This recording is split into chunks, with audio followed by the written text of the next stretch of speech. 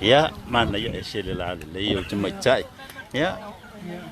Ola so wa si le fio la ma fu ang botolo ele fa msino ngone ya so ya o le fisili ala su ya o tele o mai do ale ma wa tolo ngase le lo ya ai fa msino le fa masino ya o tele lo po le ale ngase fa masino wa ngase ton wa le aso ta o ma to fa masino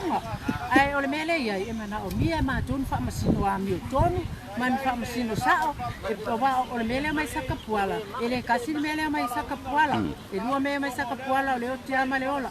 ai apa wal me mga misa ka puala fa msingo fa maongi awa mako ele mako lo kau o mako fa mo ia ko mau mako ele mo mako fa mua awa lo kupu a mako fa ngau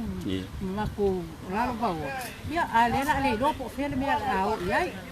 le aku le malo ai le fa mua al malo sa ka puala nga fa mua la ba sa ka puala ia ai le ele o malo o ia pe o me nga le fi na wai mal malo si sa ka puala ia to fa fo i mai o la to ele ne pa wa le me o fa msino le fi mau mai fa msino le nga se tono o mato fa ele paciente malo lo ai fa si fa fini se fa msino le na le mato te bana na o la va ia ai ia manu ia tele la le ne yaso tai malo ma Thanks for watching. Share, like and subscribe.